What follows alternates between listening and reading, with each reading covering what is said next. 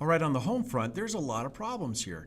When you have a draft and it takes hundreds of thousands of men and it takes them off to war, the question is, who's going to run the factories? Who's going to run the farms?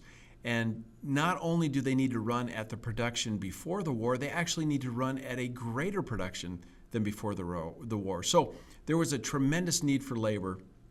And this was a great time for women because now for the first time in a long, long time, really for the first time in our nation's history to a large extent, women were asked to help pick up the slack and to go to the workplace and to do jobs that they traditionally had never done before.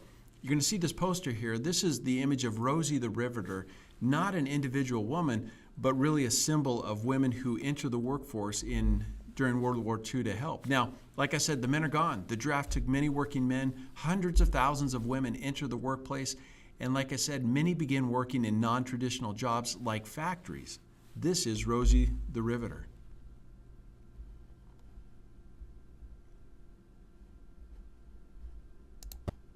She starred in a famous World War II-era propaganda campaign and eventually became one of the most famous icons in American history.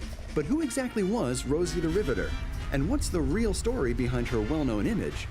To start with, it's not really about a riveter named Rosie. It's not even about one woman, but about millions.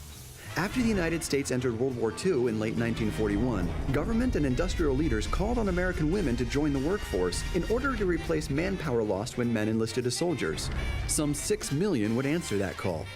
Between 1940 and 1945, the female demographic of the national workforce increased from 27% to nearly 37%. Half of these working women took on tough jobs in defense industries. Rosie was first introduced to the public in a popular song called Rosie the Riveter, released in early 1943. The song was made famous by swing band leader James Kern K. Kaiser. Norman Rockwell had undoubtedly heard the song when he painted a female riveter on her lunch break for the Memorial Day issue of the Saturday Evening Post that year.